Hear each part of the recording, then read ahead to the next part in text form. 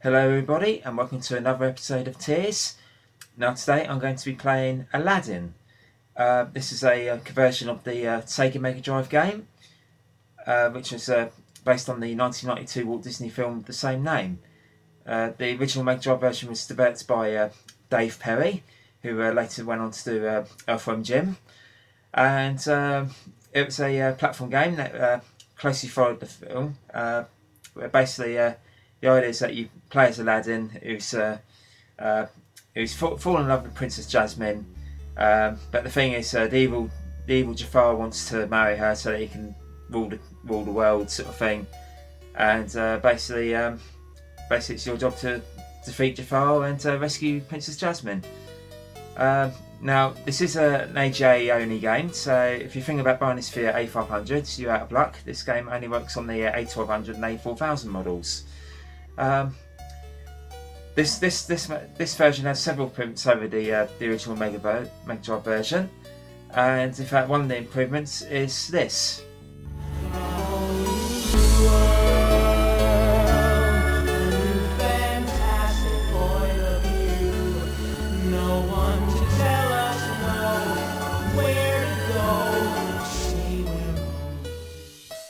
The music in this version is absolutely phenomenal. I mean, you just heard those vocals there. Now, this isn't the only time this was done on the Amiga. Cannon Fodder obviously had vocals.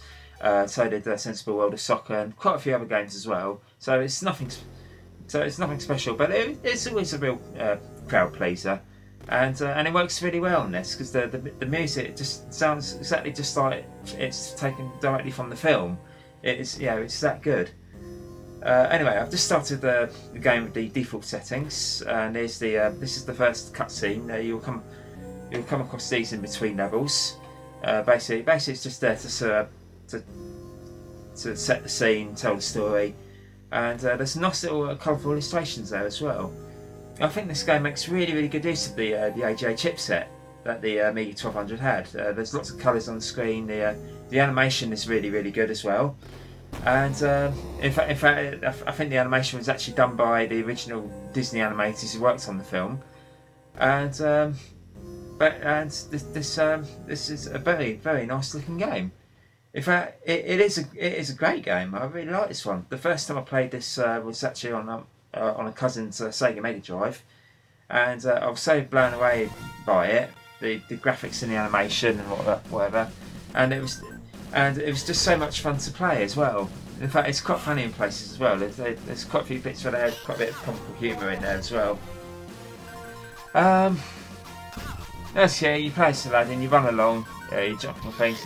There's a bit of humour. You see that guard's his pants fell down, and of course you got all these people chucking pottery in and stuff. Why the hell they're doing that, I don't know, but.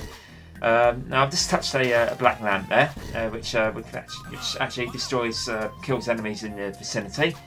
The apples that you pick up, they can be thrown at your enemies. Very good if you need a long range, if you need to attack them from a long range. But of course you got your sword as well. Yeah, pull his pants down. Like I said, this is full of quite a few comical moments. Very true to the film, which is quite comical in itself. Basically the idea is you just race through levels, defeat the baddies, do your tasks and stuff. Now, what makes this game really interesting is that it's actually quite varied. I think there's one level whereby you're actually trying to escape the Cave of Wonders on your magic carpet. That's a fun little level. I must say, the game is actually not too difficult. I think experienced players can find they complete it within an hour or so. So it doesn't take too long to finish. But that's a good thing because you got to bear in mind that the Disney film was a family film, obviously. So it just made sense to aim this game at kids and younger players, which quite frankly it does well. The difficulty level I think is perfectly balanced. It's certainly got a much better difficulty level than Lion King, which I might be taking a look at in the future. Now overall, I used to really enjoy this game, and I still do. And I think when we found out it was actually available for the Amiga 1200s, we didn't hesitate to buy it. We went straight out and bought it, and I was really impressed with this conversion. I love the genie up in the top left hand corner as well. We're looking at your health bar. That's quite funny. It's especially at the start level. If you had absolutely no health to begin at the end of one level, you see the health charge up, and you can see him very quickly go from a shock horror to a smile. As you can see, he's a bit. Well, it's very wide at the moment. Oh, I didn't quite make that jump there. You can actually jump up onto that little platform there. As you can see, it's really quite worried about my health. It's quite low. Now there's several other things apart from the apples you can collect. I've just picked up a token of Abu, the monkey, who's Aladdin's sidekick in the film. Basically, there's only 2 levels that had this. This first level and one of the later levels. I think it was the Cave of Wonders. Basically, every time you pick him up, you get a bonus stage where you play as him and you have to complete it. Now, of course, you can also pick up these genie faces as well. These faces of genie, which give you a chance at this little bonus game coming up here, which I'm not particularly very good at. Basically, it's just kind of like, oh bugger, I got lost.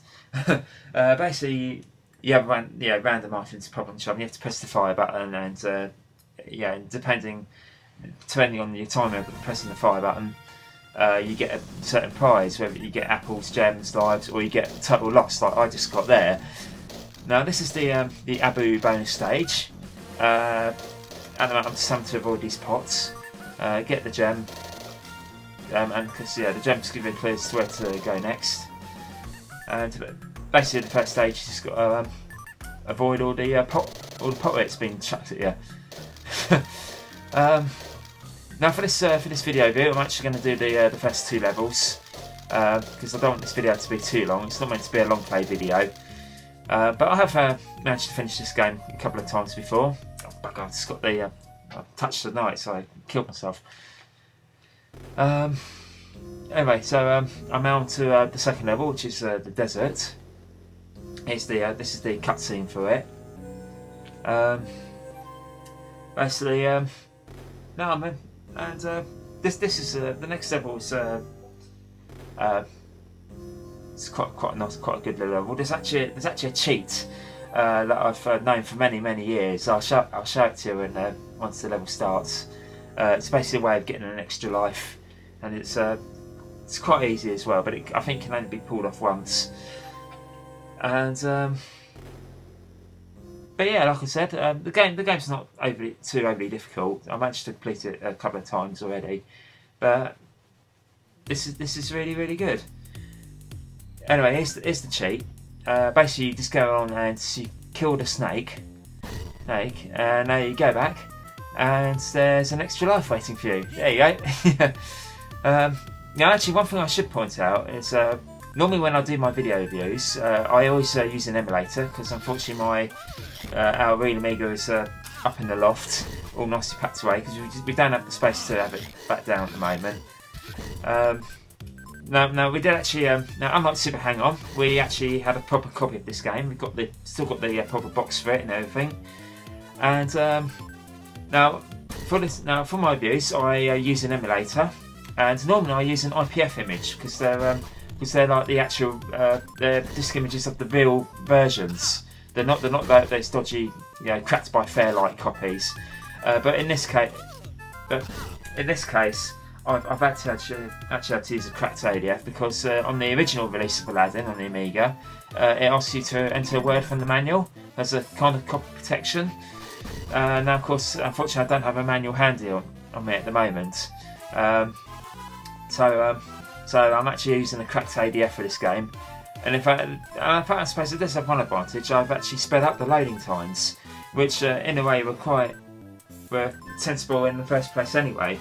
The loading times when you're playing this on the real Amiga on a floppy disk are really quite reasonable. And the game came on 3 discs, and there wasn't too much disk swapping involved.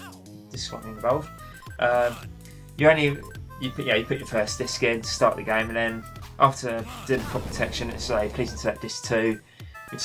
And then it's only really halfway through the game, I think when you get to the Cave of Wonders level, that you have to put disc 3 in.